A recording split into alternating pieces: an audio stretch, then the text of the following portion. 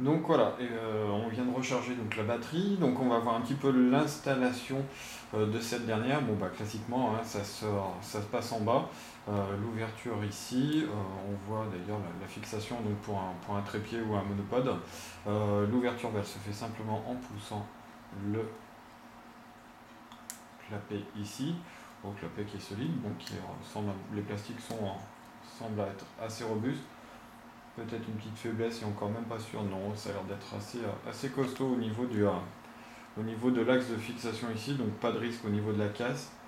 Le seul fragilité, la rigueur, je dirais, c'est peut-être ici au niveau du plastique qui est assez mince et donc au final, peut-être au bout d'un certain temps, faire attention à l'ouverture et à la fermeture pour éviter toute usure.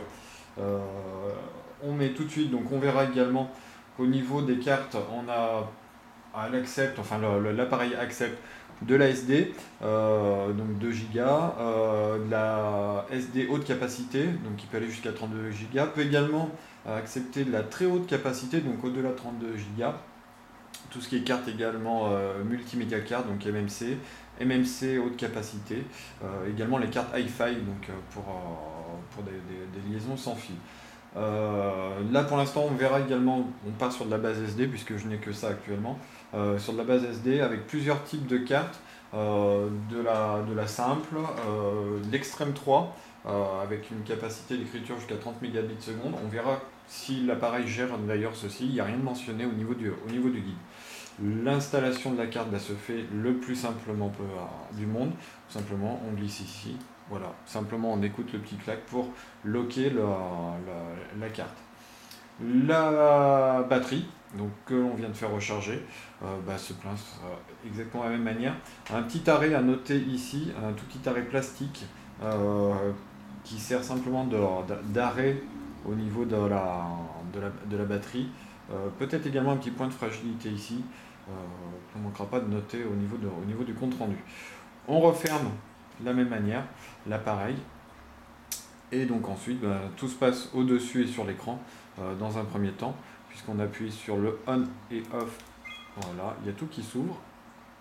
Donc on voit même l'ouverture du petit flash devant, le beau capteur devant. Voilà. Et donc l'écran, donc qui nous invite tout de suite à régler bah, dans un premier temps l'heure. Bon, apparemment simplement, il y a la date d'abord dans un premier temps. Donc nous sommes le 3 juin. Voilà. Bon, la molette est assez simple d'utilisation. Voilà, 3 juin 2010. Bon, la molette, par contre, c'est vrai que c'est pas ce qu'il y a de plus pratique. Elle est assez souple. Faut pas avoir des super gros doigts. Bon, on est en 2037, on reste en 2012. Voilà, on va dire qu'il est à peu près 16h20. Voilà. 16h20. Bon, la molette, c'est pas quelque chose de phénoménal. Hein. Je suis pas pour l'instant très convaincu. Allez, on reste sur la date, mois et année. Voilà. Et donc on sélectionne par le menu fonction. Et voilà. Et donc on arrive tout de suite ici bah, sur le viseur. Bon, ce qui est vraiment impressionnant au début, c'est l'écran hein, quand même, qui est vraiment simple. On a de beaux icônes que l'on voit. Bon, apparemment ça c'est pour tout ce qui est les réglages automatiques au niveau du capteur. Ça doit être le nombre de prises. Là, je ne sais pas, et on verra ça ensuite un petit peu plus dans le détail au fur et à mesure du test. Bon, je pense qu'ici on a tout de suite le menu. Bon, l'écran, c'est vrai qu'il est vraiment très très sympa hein, de ce côté-là. Bon, voilà, pour le démarrage.